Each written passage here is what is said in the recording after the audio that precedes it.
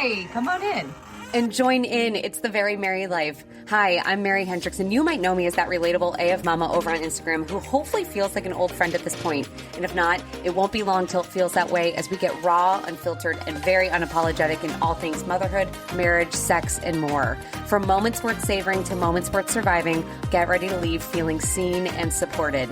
You have a friend here now, so hey, take a seat. What's going on? All right. Hi, guys. Welcome back to another episode. I'm pumped for this one because this is someone that I've been following on TikTok for a while, and I love your content. And I love it because it is super value-based. I think people will love it. And you're definitely growing. Your TikTok is not anything crazy out of this world, but it is growing, and the conversations you're having are wonderful. So say hi, Paige. Hi, everyone. Yeah, thank you so much for having me. I appreciate it. Yeah, of course. I'm going to give you a second to introduce yourself, and then we're going to get into it. Sure. Yes. So I am Paige. She's a page turner on TikTok and Instagram, if you don't follow me. I am a working mom of 4 kids. So I have 4 kids, 6 years old and under. I work full time. And so I talk a lot about what it's like to be a working mom, what it's like to kind of carry the mental load for your family, and navigating your marriage as you become parents, because I think it's probably one of the hardest things I've done in marriage so far. So I talk about it a lot. Yeah. Yeah. Well, and how long have you been married for? So we've been married for 7 years, but we are high school sweethearts. So we have been together 17, I think, at this point. Wow. Yeah. Oh my gosh. I love that. I love that. And you got 4 little ones. You said 6 and under. So what's the age gap? Yeah. So our oldest is 6. His sister below him is 5. They're a year and 2 days apart. And then we've got a little gap of 2.5 years. And then we have a 2.5-year-old and then a 1-year-old. So they're all very close in age. Yeah. Yeah. Okay. Yeah. I have 3. They're 5.5, 3, almost 3.5, and then 16 months, almost 16 months. So yeah, we're right in line. The toddler years. Yeah. Now we're starting to get questions whether or not a 4th will happen. And I'm like, relax. Yeah. Yeah. 4 is a lot. I love it. I always wanted 4, but it's a lot. It's not 3 and it's not 2. That's for sure.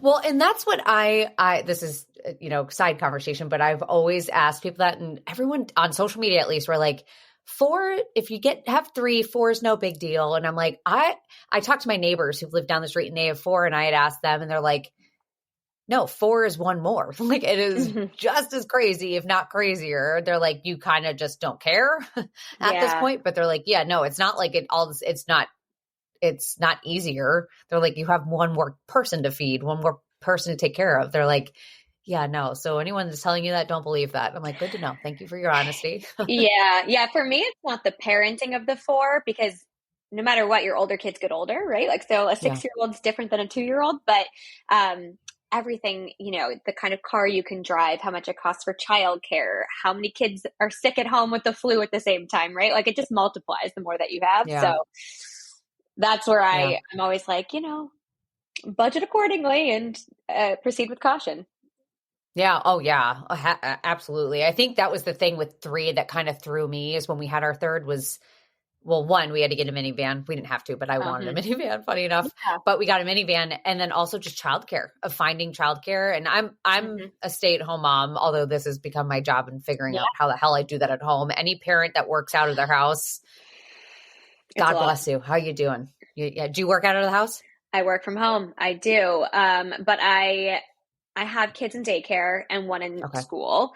And I don't think I could do it if they were home full time. My youngest is home full time. And even that, she can see me and she's yelling for me, and you can hear them crying, and like the guilt you feel when you're on a work call and you can hear your baby crying in the background is a lot. It can be hard. Yeah. Yeah. And do you have help come over when you're working at home? Okay. Yeah, we have childcare for her. There's no way I could do it. There's no way I could do it. I'm on a lot of video calls. And so you can only do so many of those with a baby in your lap before people find it. What do you do for work? What's your title? Yeah, I'm the head of operations for a startup. So I oversee things like fulfillment, shipping, logistics, customer success, all of that. So it's a lot of fun and luckily flexible, which is why I love the company I work for. But we're a remote company, so we're relying on being on calls all day. So it can be hard to do that and take care of your kids at the same time. Absolutely. Actually, it's like impossible. So yeah, absolutely. And my other question, because I love bringing on working moms, quote unquote working moms. Again, when I say working mom, I have to clarify it. It doesn't mean if you're home that you're not working. It just means it's just the title that we're familiar with parents who also have a career outside of the house or possibly inside the house, but something that's tangibly paying you. A W-2. I have to always break that down. Yes, a W-2. Yes, there you go. Exactly. I just have to say that because that is a big, argument, and that's not to discredit anyone. But I know I always want to bring working moms on because it's a side that's not as presented. And I think the reason why I wanted to have you on is because I know that you hit on topics of default parenting and the mental load. And that is a portion that I understand slightly because my job, quote unquote, is very flexible. I get to do it and I have fun with it. But it still is nothing, from my opinion. I can't even compare it to someone that has to leave the house, put that on someone else and then return home at the end of their workday and then wrap it all up. And that's a side that I want to get. I just want to understand more sides of it because I think that the biggest thing and my hope for my podcast is just building that empathy because I feel like people have it. It's either this or that. My side's greener than your side. And then we don't believe in parallel struggles anymore. Yeah. And I don't think there's any working mom or stay-at-home mom or work-from-home mom that hasn't looked at the grass on the other side and thought that looks greener. And so it's always a decision. I say that all the time. You make the decision every day, every week, every month as to whether or not you're going to work or not work or work part-time. And sometimes it's heavily dependent on what your kids are going through, what your partner's going through, what you're going through. And you're always assessing and deciding what you're going to do. For me, I love working. I never wanted to stop working. Yet I've considered it many times solely due to the complexity of raising kids, working full time, and then just the cost of childcare alone is just insane. I saw you did a video. You did a video on TikTok. Would you say you pay $5,000 a month? Yeah, we pay $5,000 a month, and that is for 2 kids in full-time daycare, one with a part-time in-home care, and my son after school. He'll come home with the same caretaker as my daughter. So that's 25 hours a week, and then the kids in daycare are full-time, right? And so that is $5,000. My baby can't even get into daycare, and that's the other thing. She's on a wait list until she's 2. She cannot get into daycare until she's 2. But if she were there, infant daycare at our town is, I think it's $2,200 a month. So, it's pretty inaccessible for most people. And so when I think about my career, I'm often just comparing okay, what am I taking home? What's my budget? How much am I paying in childcare? How much did it go up this year? What activities do my kids want to do? And how do you make it all work? Because I want to be there for my kids. I want to do stuff with my kids, but I also have to pay for all those things that they want to do. So I need to work. And so how do I balance those two things constantly? And also my husband works a job that is not flexible at all. And knowing his job's not flexible, that means everything falls on me. If there is a sick kid, a doctor's appointment, a parent-teacher conference, those are mine. I own that. And that's why I like my job, because it is flexible and I have an understanding boss who's also a working mom. And so that makes a huge difference. But it's a juggle. You're constantly juggling and struggling sometimes. But I look at the long-term value of my career. So not just the next 5 years, but the next 10 years when my kids are not in childcare. What can I now do with that $5,000 a month that is for them and for us and for all of us to enjoy this life together? Can we go on vacation? Can we, do more activities? If they want to play in, the band, can I pay for the guitar?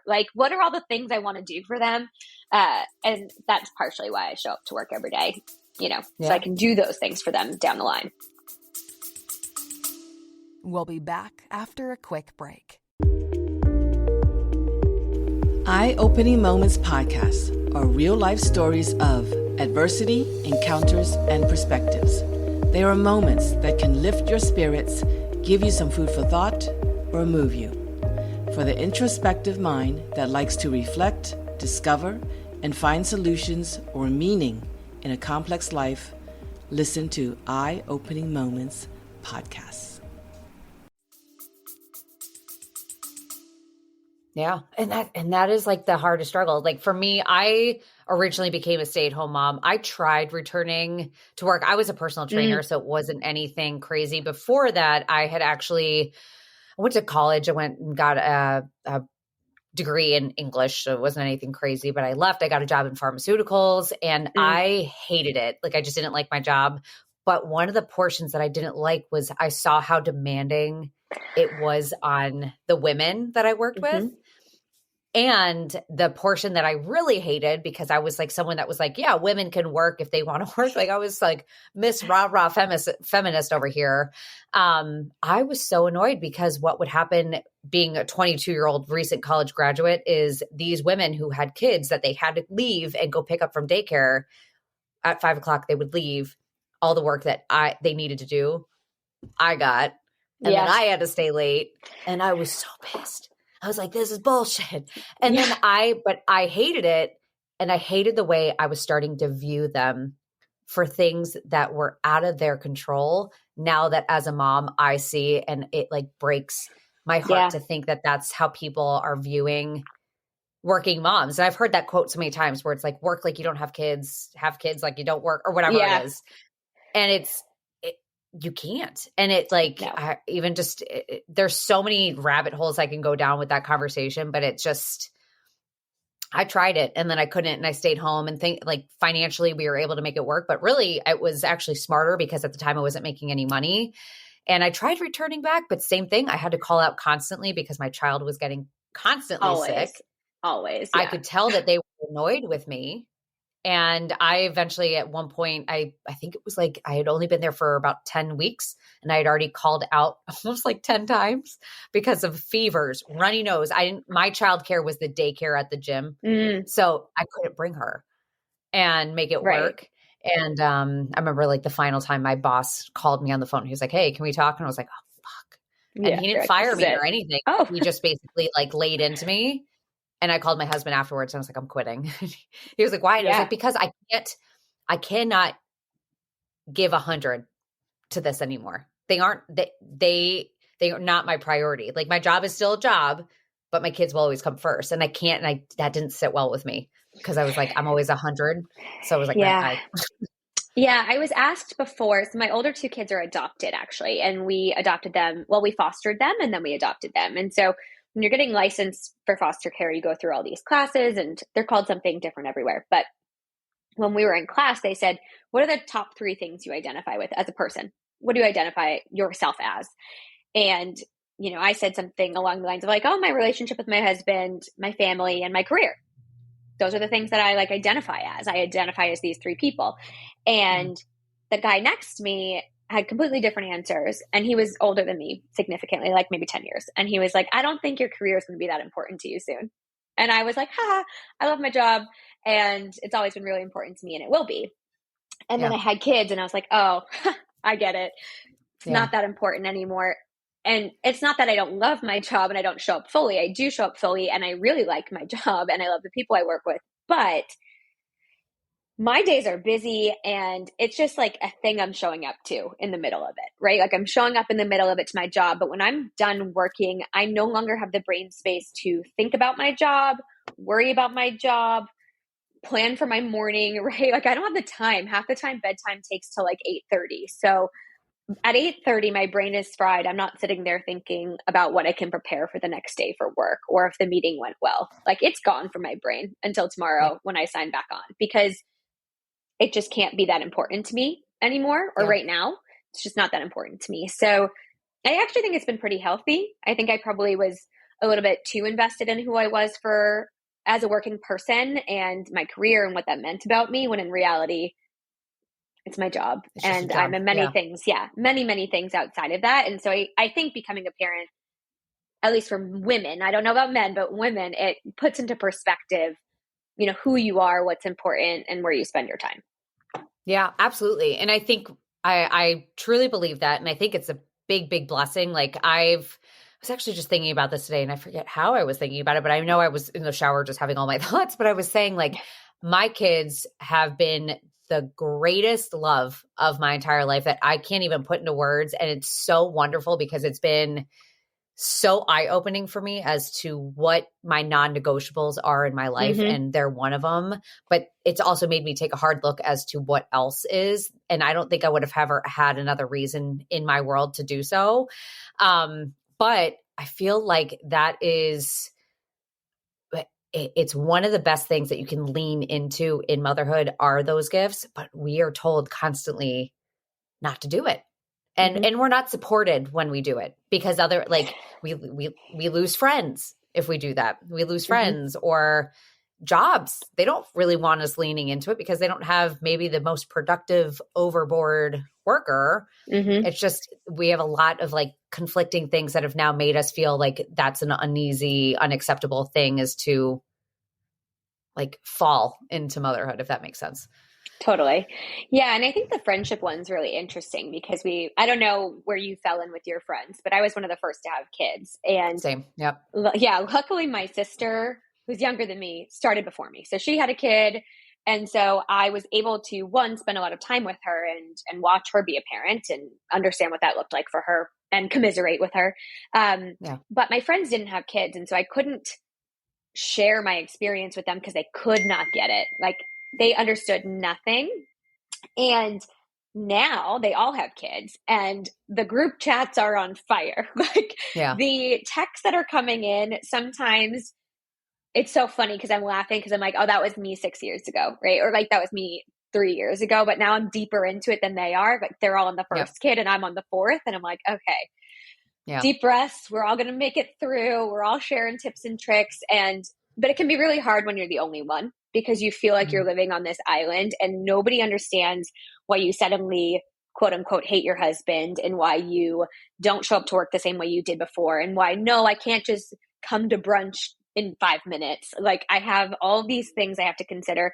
And when I say yes to doing something with my friends, I'm also saying yes to writing out a schedule and paying a babysitter and budgeting for all the things that come with leaving my child with someone else that this other person just doesn't recognize at all. No. They can't fully comprehend it. And so that the difference between people with kids and without kids can be really hard to navigate because until you've done it, and I know people hate to hear that, but like until you've done it, until you've been in it, you can't really empathize with people around that experience and how life changing it really can be. Oh, it really is. And it is forever. Like, that is something that sometimes sits with me where I'm like, this is never and it's not that I want it to, but it's like, there are moments where I will always be concerned for my children. I will always be thinking of them. I will forever. It's not something tiny. It's not a little blip. It's not a hobby. It's like,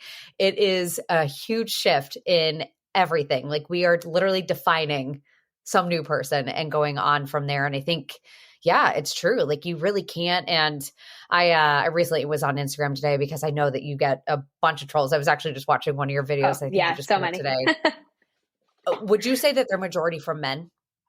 Yeah, most, it depends what I'm talking about. It's a lot of men if I'm talking about, they dislike the word primary parent. Like, the idea that there is a primary parent is something they do not agree with, which fine. No. And I could debate, right? But I would say actually a lot of the trolls weirdly are women, specifically women who believe other women shouldn't work and that I've allowed other people to raise my children and passed the buck essentially to other people. And, it's from men, it's in the lens of, you don't earn enough money, so how dare you work? When in reality, in my home, my husband and I are equal earners. So that's not why I'm the one who works versus him, right? But we've made a joint decision.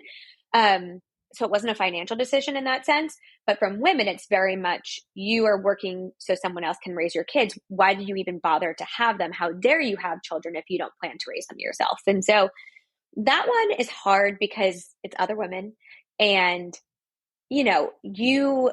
even if you're working, you show up for your kids so much constantly. And I like to talk about how physical presence doesn't equal good parenting, and it doesn't equal love, and it doesn't equal support. You could be here all day and your kids still could be wanting, right? Like they could still be needing more that you can't give them. And the same is true of your partner. I can't just spend 100% of my time with him.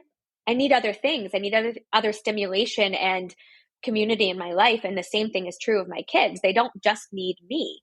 And so the idea that daycare or school or a nanny is subpar and or providing a worse experience for your kids, I think is so dated and inaccurate, and also just disheartening, because we know 50% of homes have two working parents, because one, this economy can't support anything else, and two, because women work, and that's very common now. And so it's frustrating to hear that, because I do know some people internalize that. I don't. I could care less. I really don't care what people say, which is maybe a little blessing that I kind of just see them, I laugh, and I move on. But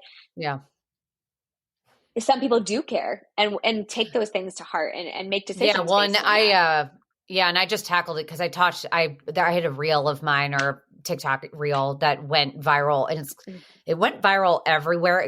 And then Facebook, because my Instagram's connected to my Facebook, now that's getting ramped up. And Facebook is its own beast of people. And from what I'm finding is majority have a very standard political affiliation, which I'm not going to get into. Yeah, I bet. I'm sure you can guess. Two, they like to sign American flags at the end of their comments for some reason, because my content about motherhood has to do with politics. It's very patriotic. Yeah. And then three, they're always 55 plus, which, and they don't understand how the internet works. So like they're getting really angry about a lip dub that I did. It's not even my voice, but they don't understand. They didn't read the caption. They didn't do any of that and understand. So I'm getting all these nasty, nasty comments. A lot of them are from men. And it's like absurd, because it's come in, and I get it a lot, and I don't care necessarily, but it is disheartening when you see it, because you know that chances are, if they're saying it to me, they're probably saying it to someone in their life, or that these are the views that they're saying to someone in their circle, or spewing onto someone else's post, and others are seeing it, others are reading it, and then feeling like shit about themselves. And it just, I get a lot of hate from the boomers, as like a category of people, mostly because I talk about it.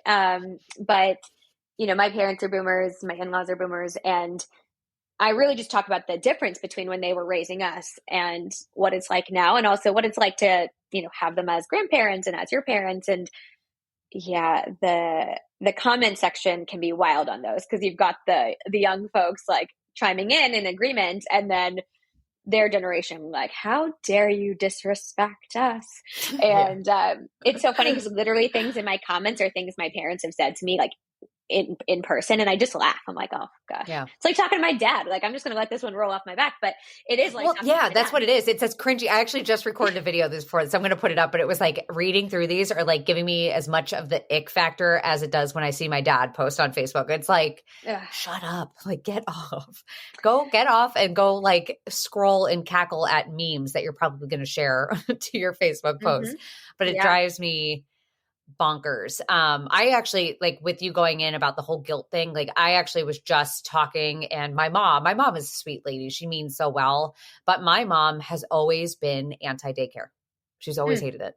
And so I, thankfully, being a stay-at-home mom, I never really received any shit for it. Right. But I know that others in my circle have gotten maybe a comment from her, and she doesn't mean to be an asshole. That's the thing. So it just comes off. I think it's that generation. They just don't care anymore, or they don't know. No, they don't.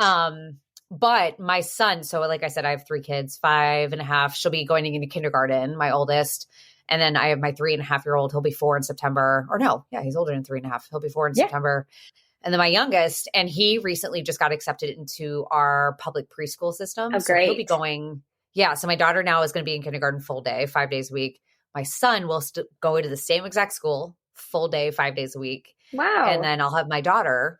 So I'm so excited. Yeah, that's amazing. Because I lose childcare next year. I have a babysitter that comes in from time to time when I'm home and trying to get this stuff done. Right. And it's hard. It's hard right now. Like right now I stay up way too late and I do a bunch of shit and I'm just really excited about next year. And I told my mom, I told her before, but she seemed like she forgot. And she said, wait, it's full day? I said, yeah. And she's like, oh, he's so little for that, Mary. You only get so much time with him. And then she threw the whole 18 summers thing at me. Oh gosh, that I was like, get out of here like, with Mom, that you've thing. been I on was like, I'm not TikTok. talking that. Yeah. I was like, what have you been watching? I was like, no. I said, it's not true. And I will for a second. I had a moment of doubt where I was like, am I doing the wrong thing?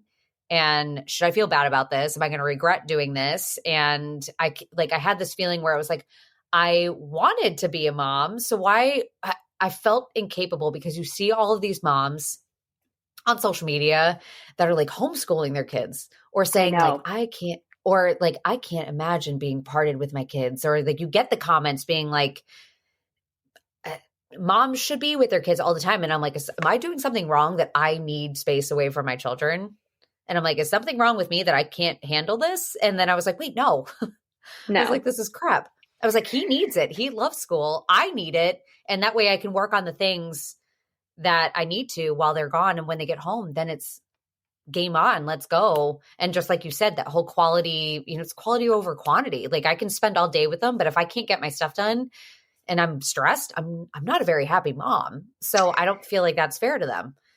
Right. And it's one of those things where I also, when my friends are wondering what kind of childcare they should do, I've done everything. I've had a nanny. I have an au pair. I've done daycare. I grew up with au pairs. Like I worked in daycares for 6 years through high school and college. So I feel like I have a well-rounded perspective. And for me, one of the things I love about daycare is the community it brings. We moved to our town in 2020. So like prime lockdown time, we weren't really meeting anyone. The kids weren't going anywhere. They were quarantined all the time. And then, now that we've come out of that side of things, we're a few years into it, we have friends and they all basically come from the daycare. And my kids are so excited to go to school every day, to the point where I picked up my daughter, my 2.5-year-old, and I came too early for her apparently because it was like music time. She had some bells and she said, no, mama, not now. And she had me go get my other daughter. And I was like, okay, I'll be back. Like I'm coming back. But it's not one of those things that my kids are going in kicking and screaming. They're loving every single day. I'm loving it because I know and love their teachers. I know the other kids. I know the other parents. We get to see them outside of school. We get to do gymnastics and other activities with them. And we've built this community of other parents and kids because of daycare.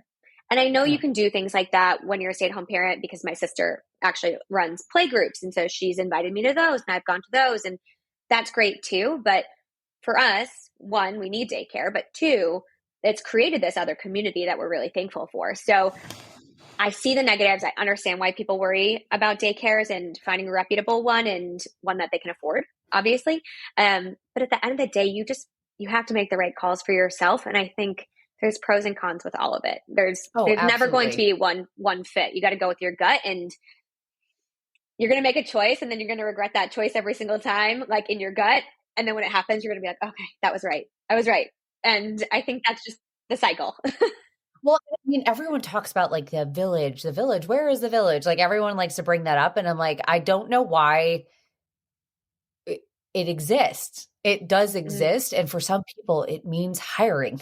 Like it means paying the money for it to be there. And I don't know if that's what's tripping people up, where like that daycare, because you have to pay for it, it's making people think, as opposed to if like, I don't know if people just want to see others volunteer their time, which would be, would that make them feel better? Because that wouldn't make me feel better. Like I'd rather know that someone's getting paid to watch my child, in all seriousness. I feel like you're more game on and locked and loaded if you know that you're actually going to be collecting money for it, in all seriousness. What village is there, right? Like historically, everybody relied on their own parents to watch their kids, or their, my dad used to, my dad's in his late 60s. He's like, oh, we just ran around the streets with our cousins. We didn't have like daycare or babysitters. We were just doing stuff, and the older cousins watched us. And then our generation, my husband always talks about how he was dropped at his grandmother's house constantly. He's like, that's where I was. I was there with my cousins. My parents worked. My grandmother watched me. And now most of us don't have that luxury because our parents either are still working or they're retired and living their life as like, they like to say, I raised you, I'm not raising your kids. Yep. And then, Yep. but then there's 50%, I feel like, I would say like 50% of my friends, their parents watch their kids for free. And the opportunity that provides them financially is insane. The savings when you don't have to pay for childcare is truly, it's truly wild. But I don't necessarily know that it's better. I don't want my mom being my full-time caregiver for my kids because she and I just don't agree on how to raise kids, and we don't have the same beliefs around food and diet culture and all of the things that our generations tend to kind of stray from each other on. She would be kind of imparting on my children. And that's not to say I don't love my mom and want her in my kids' lives. She's very much involved in their lives, but not on a day-to-day. There's a boundary. There's a boundary that would get eliminated if you were caring for them a little bit more full-time. Yeah, absolutely. If I couldn't shut it down, right? Like she's said things and I've had to be like, no, we don't talk about that. Like she'll make comments like, oh, you're so tall and skinny. And I'm like, she's tall. Yeah, we don't need to talk about like how much she weighs. She's 5. Like, let's just let her live her life. And so if you're not there to set that boundary, it can be really hard. Yeah. Yeah, no, absolutely agree. There's no winning no matter what side you're on. No, it's not, because even like the stay-at-home mom perspective, I don't see anyone. The community is small because most of us are in our own little worlds and trying to get the shit done during the day. I know for me, like the friend aspect, like we were talking about earlier, is I was one of the first amongst my friends to have kids, but also a lot of my friends were in college and I went to school in Indiana. I'm in New Jersey now. So it's hard to have that community. And then stay-at-home moms, it's not much, it's a rarity. You don't see it as often. So meeting another stay-at-home mom who is on a somewhat similar schedule as you, forget it. We're all trying, like I met someone from my daughter's school and we have been trying. We're like, yo, I don't know if this is ever happening, but we're both laughing about it at this point because we're like, yeah, I don't, this is life. Yeah. You're a slave to the schedule too when you have multiple kids, right? Like you're balancing 3 kids with 3 schedules, 3 lives, and then trying to coordinate play dates. It's nearly impossible. Yeah. Absolutely. It's a lot. Absolutely. Yeah. Well, I want to just touch on the mental load of everything, and then we'll kind of finish off on that because I feel like that is a portion that, we've already kind of talked on it and touched on it, but I want to kind of bring it up and go through that portion of more marriage based and how you've kind of juggled and what you guys are doing, because obviously that's like, I know for me and my husband, it's a juggling act of figuring out how to do it, like how to kind of offload some stuff, but also I feel like there's some things that just it's impossible. Totally. I don't think I put words to the mental load or acknowledged it until my she's not a newborn, my infant, my 1-year-old was born essentially. So when we hit the 4-kid mark, I was like, okay, this is feeling heavy. Everything has fallen onto me. And we were coming off of a winter where my 2 older kids were in daycare. I was pregnant. My youngest at the time was home with me. And my kids got quarantined for 60 days straight because every time they went back to school, they kept getting exposed to COVID. And so they kept getting quarantined. Since there was 2 of them, it just kept happening. And I was exhausted. I was working, taking care of them. And I was on my maternity leave, and my husband took paternity leave because our state has it. And so he took this leave, and he spent the entire time cleaning his garage, mowing the lawn, getting stuff done around the house. He's like, this is great. I've never had this much time to do all this stuff. And in my head, I was sitting there like, paternity leave is meant for you to participate in this. Like, this is so hard. And I'm sitting inside by myself with this newborn baby, also still doing everything I was doing before. And yes, you're getting valuable work done, but that wasn't the purpose of this. That's not why you took this time off. And by the end of his leave, I was like, just get out of here. Like, I'd rather you be back at work because it's actually frustrating me that you're here and making me resentful. But then when he got back to work, I had asked him, I said, now that there's 4 of them, it's a lot on me. And what I would like is if you could be helpful, right? Like, could you empty the dishwasher in the morning before you leave? Because he's gone before any of us wake up. And so I do mornings with all 4 by myself. And he was like, yes, I'll do it. I'll do that. And then he was like, and I'll own the trash, which every guy like raises their hand for trash as if it's like this hard task. So he's doing the trash, he's doing the dishwasher. And I'm like, great, thank you. That is helpful. If you could just have that done so I don't have to worry about it, that'd be great. And I woke up one morning and I went to put one of the baby's diapers in her diaper genie thing, and it was jam packed. And I was like, deep breath, I'm going to lose my mind. So I open it up to take it out, and it was so wedged in there. Like I'm pulling it out. And as I pulled it out, my finger got caught and I'm like gushing blood. Like there's blood everywhere. And I'm like, and my 3 older kids are like, oh no, mama, are you hurt? And I'm running around like trying to get a Band-Aid. And then I came downstairs and the dishwasher was done, but not emptied. And I just cried. Because I was like, everything that he doesn't do becomes my problem, right? Like I can't put more diapers in the trash because it's full. I can't give my kids their plates because they're in the dishwasher. I can't do all the things that I commit to doing because you couldn't fucking wake up and empty the dishwasher. Like how hard was that? And so I had heard of fair play. I'm sure many people have heard of that by now. And so I ended up reading the book and kind of finding it really, really interesting and relating to it a lot. And so I asked him, maybe after like 2 months of us just bickering back and forth about this stuff, to sit down and try it. We didn't do the full extent of the fair play method, but we did a like abridged version, and I had a Google Doc and I put my name next to all the things I owned, his name next to all the things he owned. And there was like 120, and I think I owned like 105. And it's like, it's everything from the day-to-day stuff to the buying birthday presents for kids' parties, planning the birthday parties, filling out medical forms, talking to the schools, like all the things that pile on were on my plate. And then the things that he did were like stuff that could be kind of mindless. Like I'm going to mow the lawn. I'm going to keep the garage clean. And I'm sure every woman's maybe if they have a garage has dealt with this, but he cleans that garage like once a week. And I'm like, what are you doing in there that makes it so messy that you have to do this all the time? Like, why is this the thing? And so I think we had probably like one of our worst years of marriage last year because we were just, I think I'd had the realization where I was like, no, I'm doing too much and you're definitely not doing enough. And where you are is very, very low on like what you should be doing. And even if you come up, right? Like even if you come up, I'm not thanking you because you've just met the bare minimum is really how I felt at that point. I was like, thanks for doing the trash, I guess. Like, welcome to the house. This is what happens here. And so we definitely had a lot of discourse around it because my husband felt as though I was saying, you're not good enough. Like, you're not a good enough husband. You're not a good enough dad. You don't do enough. And in his mind, he's like, I'm here. I'm always here. I always help with the kids. I do bath time. I do, I take them outside. I help with dinner every night. And he does. But that's just part of being here. Like nobody's congratulating me for doing those things or saying that I'm going above and beyond. That's my job. And therefore it should be your job too. And that's the mental load. And it's still not even. And he'll acknowledge that. And we also, it will never be even because I work from home. I have the more flexible job. I'm physically with the kids much more than he is, just due to the nature of how it works here.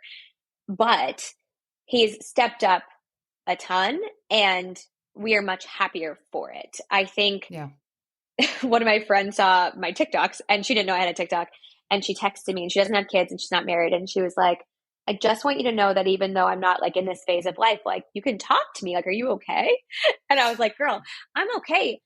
Talk to me in 5 years when you're in it and you'll know what I'm talking. Like we all, I think everybody not everybody, but like a lot of women come to this reckoning where it's like, this is so unequal. And it just happened over time. It's even yesterday. Yeah. Even yesterday or not. What day is it? Tuesday. Father's Day. Father's Day. It's so hard. I think I was in a bitchy mood because of it. And I love my husband and same thing. Like I love my husband, same thing. I feel like we're going on year 8 next to a week we'll be on year 8. Oh, congrats. So this past year has been rocky because same thing. Once the third was born, you realize how much shit is actually needing to be done. And it's a lot. And same thing. We've had an argument and the same exact, literally verbatim was like, I'm not good enough. I'm always here. Like I'm doing A, B, and C. And I love the way you were. It's like the physicality does not equal the the other weight that we have, because same things, like I have doctor's appointments. I have all the calendar things. I have my daughter's speech there. I have so much shit that he has literally no clue about unless I tell him.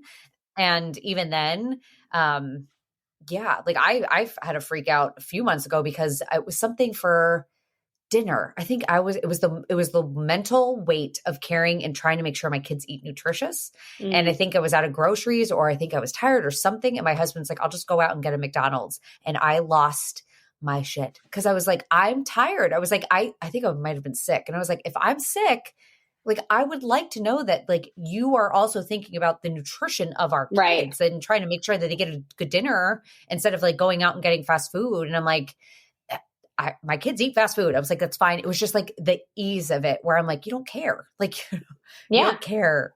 And I was like, this is driving me nuts. And you really hit a moment, and it's resentful. You really do get that resent built up.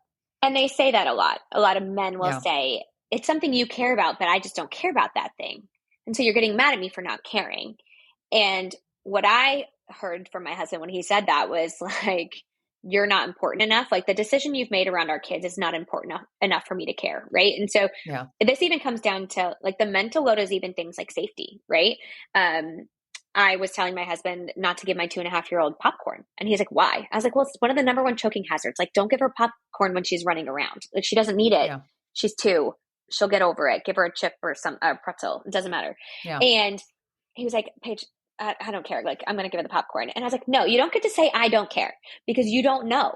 You don't know that it's a choking hazard. You're not the one who's researching what's safe and not safe for her to eat. You're not the one talking to the pediatrician. You're not the one doing the work to know what is right for her age developmentally. So you don't get to make the decision. It's not that you get to not care. Like, I've made the decision. I'm the authority here. So just listen. And it's also that, like, they want to have equal decision-making rights, which they should, but then they also have to equally participate in the knowledge. Yeah, absolutely. 1000%. I think that's why, like, the joke, I don't know if you've seen that joke, is like, for me, at least, if my husband raises his voice at my kids, I lose my shit. And I'm like, don't do it. But then I get pissed when he's not stepping in, where I'm like, can you say something? And if he does, and I'm like, nope, game over. And he's like, what do you want me to do? And I'm like, I am stuck in the conflicting portion right here of being like, I want you to participate, but I also don't think you know how to, because you aren't here enough to know how they are all day.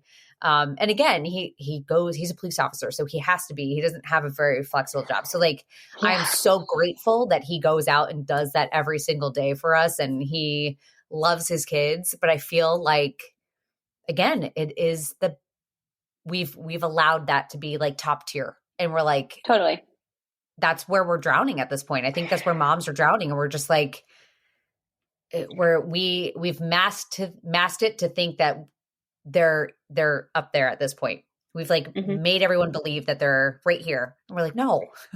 Or that they're incapable, which they're not, right? No, they're not. And they can very much, like, if I were to disappear tomorrow, and I said this to my husband at one point, I was like, I'd be nervous for my kids.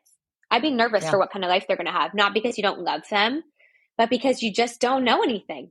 You don't know their teacher's name. You don't know their doctor's name. You don't know their therapist. Like, I know all that, right? Like, and I've spent years like working so hard to get them where they are. And you don't know any of that. And so if I were to disappear tomorrow, what happens to my kids?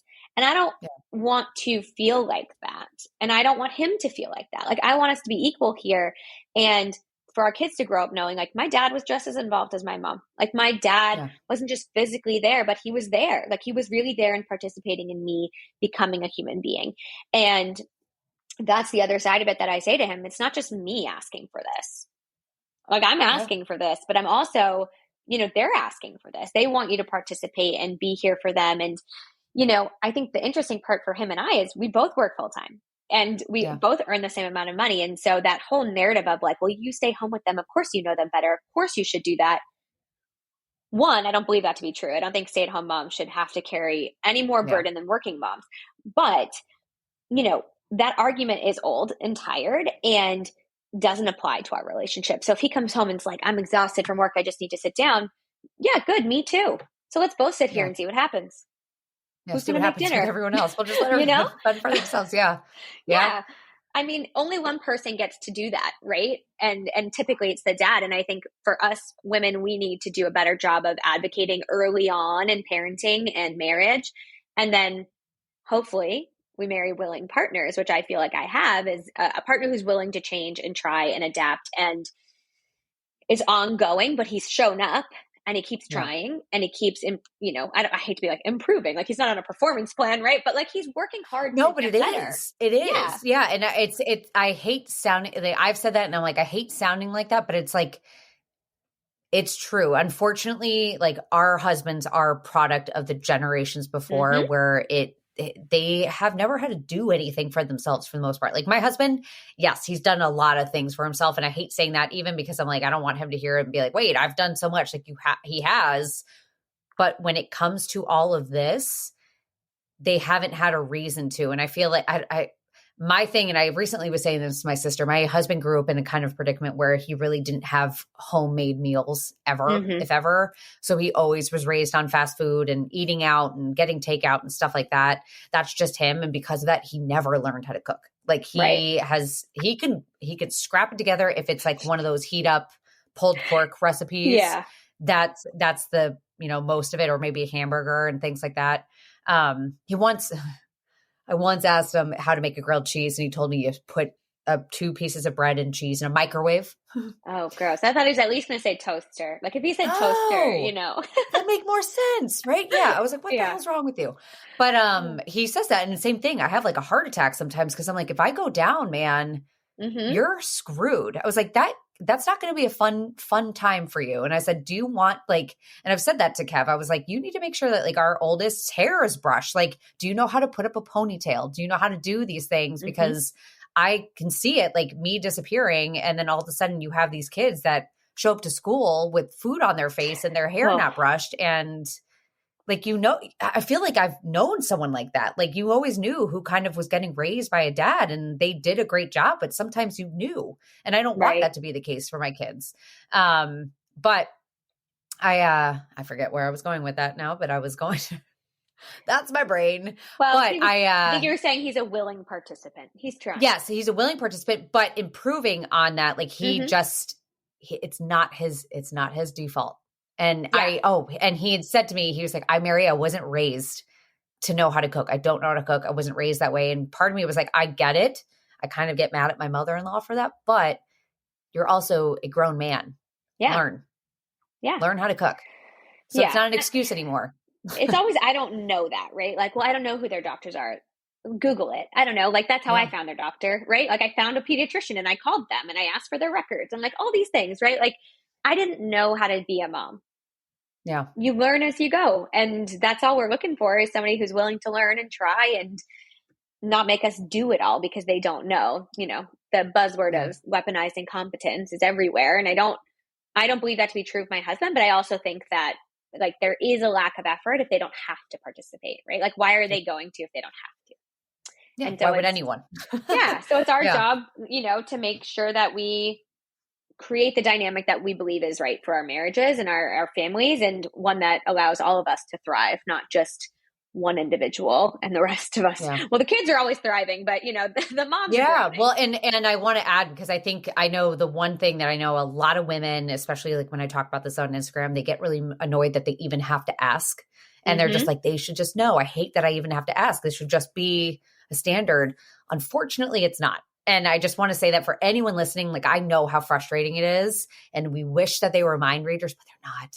They just aren't. So you have to speak up. It really is a matter of us, like this whole breaking cycles. Like we really are. Like I think that this generation is a breaking cycles generation in multiple facets, but this is one of them where we have to break the cycle for our husbands. That way, like my son and your son and our kids can learn all of this stuff. And hopefully the next generation will be a little bit better.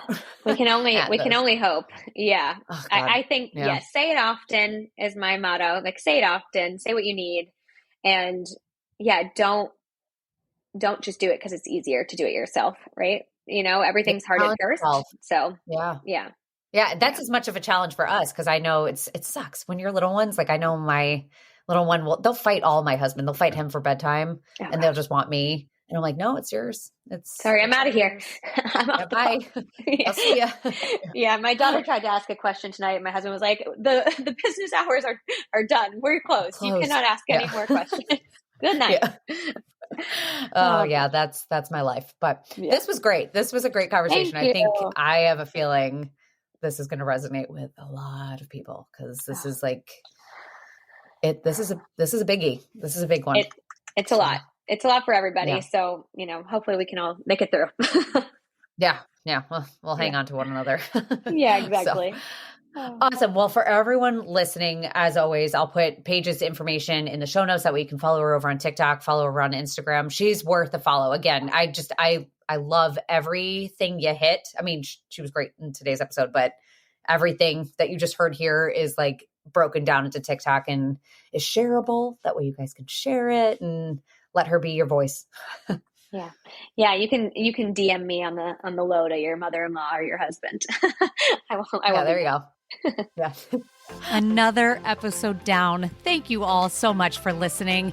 If you loved today's episode, I would be so appreciative if you would leave a rating and review. I cannot begin to tell you how much those mean to me, but also how much they help me get in front of more eyes and more ears. As always, be sure to check back every Tuesday and Friday for a new episode, whether it's an episode with me and my husband, me and Katie, or just another incredible, amazing guest. Stay tuned for more honest, real, raw chit chat. And hey, do me a favor before you go.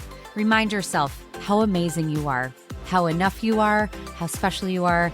And boy, oh boy, I sure am glad to have you here. Thanks, friend.